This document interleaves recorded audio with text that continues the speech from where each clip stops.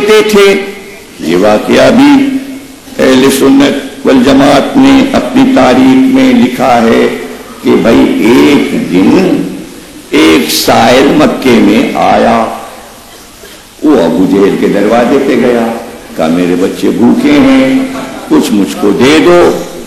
اس نے کہا, وہ تو تھا ہی وکیل, اس نے بھگا دیا جھڑک کے. کہا دوپہر کے وقت ایک تو گرمی میں آ گیا, ایسی گرمی لگ رہی ہے, وہاں سے کہہ رہا ہے کہ کچھ دے دو.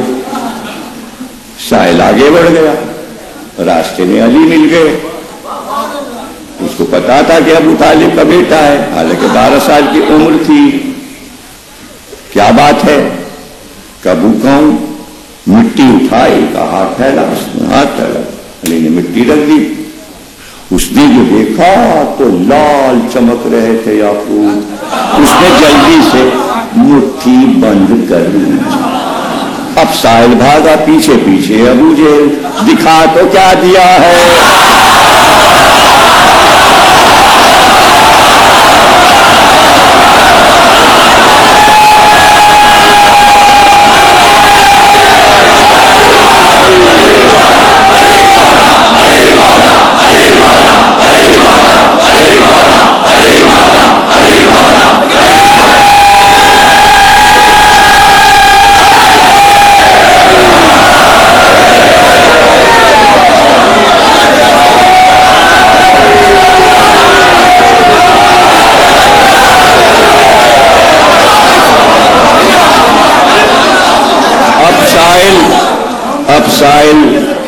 سائل دکھا نہیں رہا.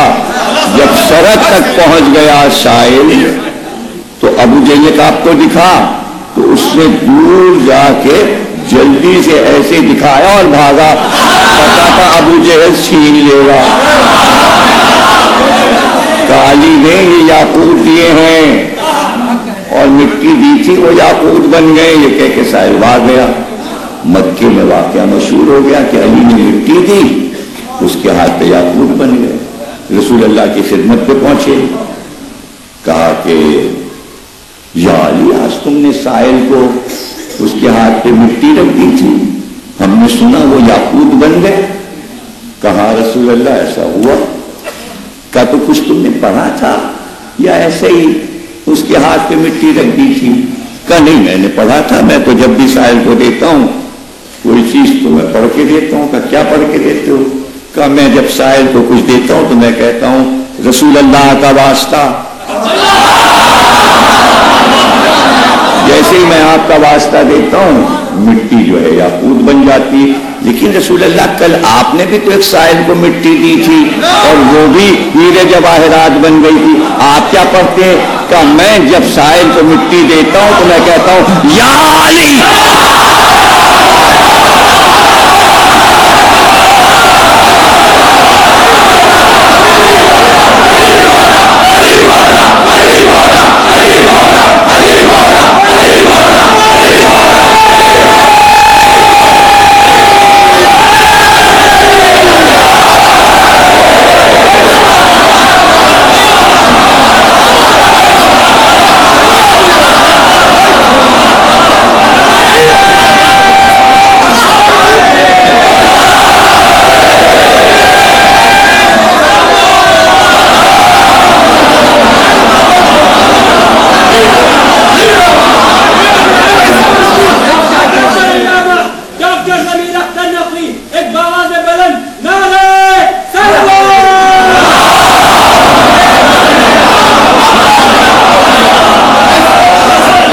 اللہ آپ کو سلامت رکھے, خوش رکھے, آپ کے گھروں کو آباد رکھے, آپ معرفت کے ساتھ ذکر علی سنتے رہیں. بڑے قیمتی موتی دنیا میں ہوئے ہیں, قیمتی جواہرات ہوئے ہیں. مادی دنیا سے لوگوں نے ان کو بہت سی قیمت میں خریدا. کوہ نور ہیرا ہندوستان کی زمین سے نکلا اور برطانیہ کے تاج میں جگمگانے لگا. اس کے علاوہ بھی دنیا میں بڑے آبدار موتی لوگوں کے خزانوں میں تھے, سب فنا ہو گئے, کچھ نہ لیکن کسی ماں کے لیے ایک قیمتی موتی اس کے بیٹے کا سر ہوتا ہے۔ حسین کا سر کٹ کر یزید کے دربار میں آیا، اس کے لیے وہ قیمتی خزانہ تھا، اس نے ایک تہہ خانہ بنوا کر اس میں سر حسین کو رکھا تھا۔ اس پہ پہرے رہتے، لیکن غلام ترکی جس کا نام طاہر تھا وہ محبت حسین میں ڈوبا ہوا تھا۔ ظاہر تو نہ کرتا، جب سے اس کو پتا چلا تھا کہ کربلا میں زہرا بی بی کا گھر ڈوب گیا، اسی دن سے اس نے کالے کپڑے پہن لیے تھے۔ پھر سر حسین آیا اور دروغہ زندہ اور دروغہ تہخانہ اسی کو قرار دیا گیا، اور وہی سیڑھیاں اتر کر جاتا۔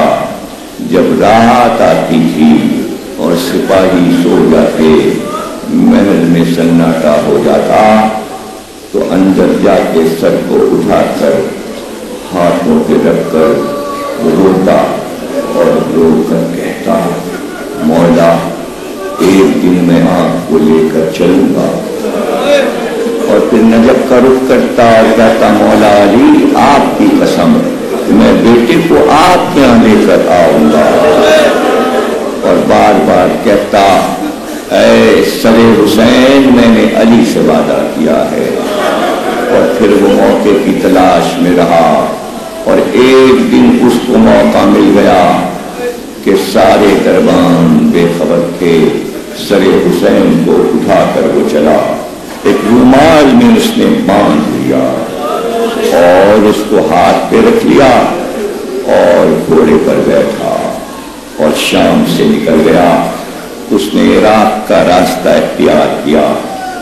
پھر جب پتا چلا سپاہیوں کو تو تعاقب میں بہت سے رسالے بھیجے گئے، انہوں نے تعاقب بھی کیا اس کا، لیکن وہ سب کو دیکھ رہا تھا، سپاہی اس کو نہیں دیکھ پا رہے تھے۔ یہاں تک کہ وہ رسالے اور وہ سپاہی واپس ہو گئے، یہاں تک کہ اس کا گھوڑا بھی ساتھ چھوڑ گیا۔ وہ روتا ہوا جنگلوں سے کانٹوں پہ چلتا ہوا اپنا سفر طے کرتا رہا۔ صحرا میں ایک ایسا مقام آیا کہ جہاں ایک نصرانی عورت جو تجارت کرتی تھی، جس کا نام خورشید بانو تھا، وہ اپنی 40 کنیزوں اور مال و اسباب کے ساتھ وہاں خیمہ زن تھی۔ وہ اپنے خیمے میں بیٹھی تھی اور ایک کنیز دروازے پہ کھڑی تھی۔ اچانک اس نے دیکھا کہ ایک آدمی جا رہا ہے، اس کے ہاتھ میں کوئی بہت بڑا موتی ہے جس سے روشنی نکل رہی ہے اور پورا جنگل روشن ہو گیا۔ وہ گھبرا کر خیمے میں آئی اور اس نے خورشید بانو سے کہا کہ مالکہ چل کے ذرا یہ منظر کو دیکھو، عجیب قدرت کا کرشمہ نظر آتا ہے۔ ایک مسافر جا رہا ہے، اس کے ہاتھ میں بڑا سا موتی ہے، وہ اتنا قیمتی ہے کہ اس سے روشنی نکل رہی ہے۔ خورشید بانو بھاگ کر در خیمہ پر آئی، اس نے دیکھا واقعی وہ شخص جا رہا ہے، اس کے ہونٹ خشک ہیں، سر پہ خاک ہے، ننگے پیر ہے اور تیز تیز قدم جاتا ہے، اور ہاتھ میں جو چیز ہے اس سے روشنی نکل رہی ہے۔ اس نے اپنے غلاموں کو بھیجا، کہا اس کو بلا کے کھاؤ۔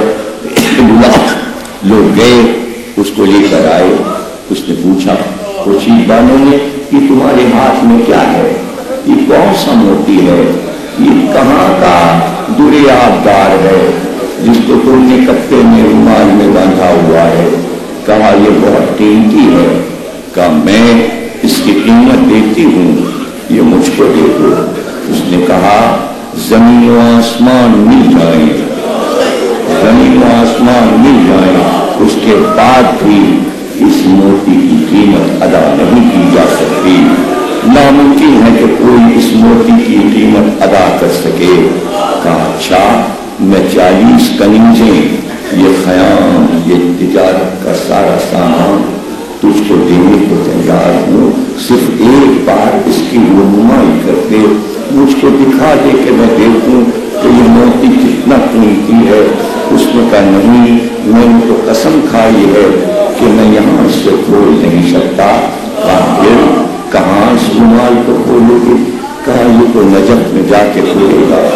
میں نے مولا علی سے وعدہ کیا ہے، میں تو نجف جا رہا ہوں، لیکن میں یہ تمہیں نہیں بتا سکتا کہ یہ موتی کتنا قیمتی ہے. خورشید بانو نے کہا اچھا آج کی رات میرا مہمان ہو جا، صبح جب ہوگی ہم سب تیرے ساتھ نجف چلیں گے، اور وہاں جب تو اس رومال کو کھولے گا تو ہم سب بھی اس موتی کو دیکھ لیں گے. مسافر نے کہا اچھا رات کو ٹھہرا جاتا ہوں، صبح کو میں جاؤں گا. ایک خیمہ خورشید بانو نے اس کے لیے خالی کرا دیا. وہ اس خیمے میں گیا اور لیٹ کر اس نے اس کو اپنے سینے پہ رکھ دیا.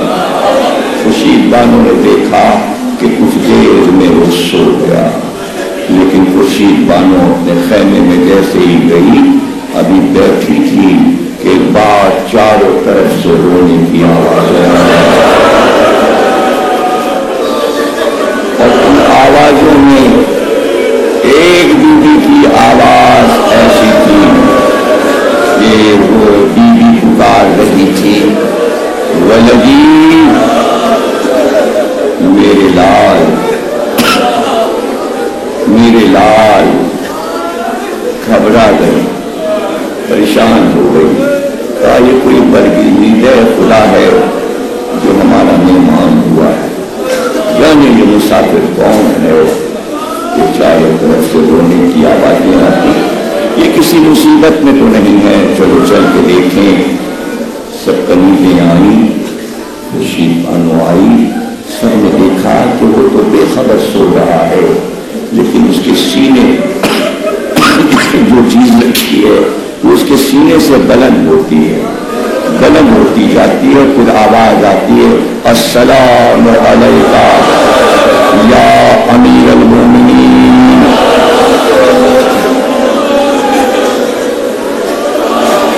اب تو وہ حیران ہوئی، کہا یہ موتی بے جان نہیں لگتا، اس میں سے تو آواز آتی ہے.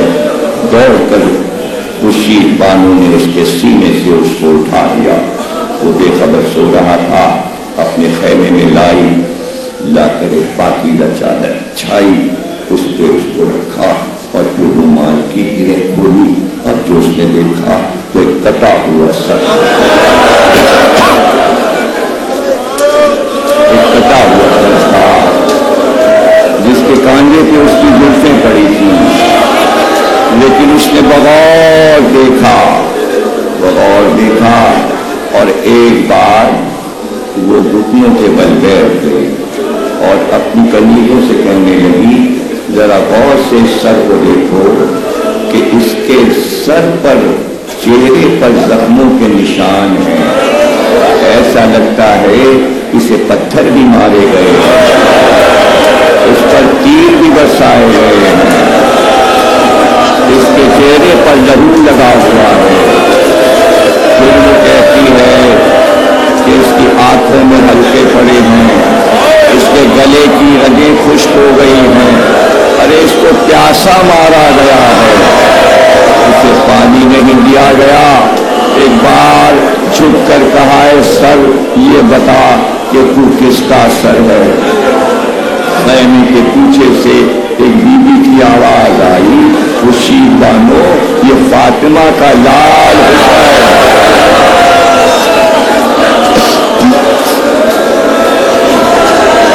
آپ سلامت رہے. عشرے کی الوداع ہے اور کل الوداعی مجلس ہوگی. ایک ہی رات ہے اور آہستہ آہستہ یوم غم ختم ہو رہا ہے، اور آپ کی حسرتیں رونے کی کہ گھر گھر سے تازیے اٹھ رہے ہیں، ماتم کی صدائیں آ رہی ہیں. یہی تو لکھنؤ کی شان ہے کہ جس گلی میں جاؤ مجلس ہو رہی ہے، جہاں جاؤ خواتین کا ماتم ہے، کہیں مردوں کی مجلس ہے، خانے بھرے ہوئے ہیں۔ مہمان کو رخصت کرنے کا اس سے اچھا کوئی طریقہ نہیں ہے کہ آنسوؤں کی چھاؤں میں مہمان کو رخصت کیا جائے۔ 2 مہینے 8 دن کا مہمان آسان نہیں ہے یہ مہمانداری کرنا، لیکن حسین جیسا امام قدردانی کرتا ہے اپنے میزبانوں کی اور وہ مہمان ہو جاتا ہے۔ بس میں نے تقریر ختم کی، ایک بار آواز آئی، یہ نبی کا نواسا حسین ہے، یہ محمد کا نواسا حسین ہے۔ اس کو کربلا کے میدان میں 3 دن کا بھوکا پیاسا قتل کیا گیا۔ اس کے جوان بھائی اور بیٹوں کو اس کے سامنے ذبح کیا گیا۔ بس جیسے جیسے خورشید بانو سنتی جاتی، مصائب روتی جاتی، اور ایک بار اس نے اپنی کنیزوں سے کہا کہ صحیح ہے کہ ہم عیسائی ہیں، لیکن یہ مظلوم مارا گیا ہے، آؤ ہم اس کا ماتم بپا کریں۔ اور ایک بار وہ کھڑی ہو گئی اور تمام کنیزوں سے کہا اپنے سر کے بالوں کو اور اس کے گرد طواف کرتی جاؤ اور پکارتی جاؤ، اس کا نام حسین ہے، تو آؤ ہم سب مل کر کہیں حسین حسین حسین، یہاں تک کہ ماتم کرتے کرتے کنیزیں بے ہوش ہو کے گر گئیں۔ جب ہوش آتا تو کہتی کہ ہم اتنا گریہ کر رہے ہیں کہ ہم میں تاب نہیں، ہم کھڑے ہو پائیں تو ایسا کریں کہ ہم خیمے کی تنابوں سے اپنے بال کو باندھ لیں تاکہ ہم گرنے نہ پائیں، تاکہ ہم گرنے نہ پائیں۔ انہوں نے اپنے بالوں کو خیموں کی تنابوں سے باندھ کر ماتم شروع کیا۔ اتنا ماتم کیا کہ بال تنابوں میں رہ گئے، لیکن وہ ماتم کر کر کے بے ہوش ہو گئی، یہاں تک کہ صبح ہو گئی۔ مسافر اٹھا اور وہ ڈھونڈتا چلا کہ خاموشی کیسی ہے، اور سر حسین میرے سینے سے پہنچ لے گیا۔ جب وہ خیمے میں پہنچا تو اس نے دیکھا کہ سب بے ہوش پڑے ہیں اور بیچ میں سر حسین رکھا ہے۔ دوڑ کر اس نے سر حسین کو اٹھایا، رومال میں لپیٹا، سینے سے لگایا، اور ایک بار وہ تیز چلا تاکہ کوئی اس کے قریب نہ آ سکے، لیکن جیسے ہی وہ سر لے کر چلا، ایک بار ملائکہ کو اللہ نے حکم دیا کہ حسین کا جنازہ نہیں اٹھ سکا چونکہ سر نجف جا رہا ہے، فرشتوں جاؤ اس کے پیچھے پیچھے یا حسین کہتے ہوئے جاؤ۔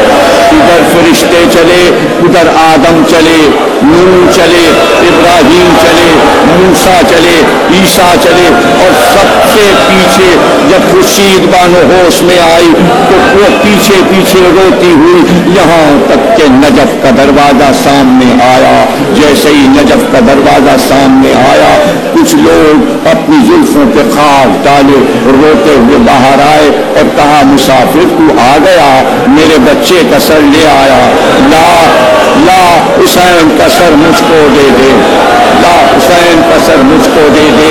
ایک بار اس نے آواز دی آپ کون ہیں؟ کہا جس سے تم نے وعدہ کیا ہے، میں اس کا باپ علی ہوں، لا میرے مظلوم لال کو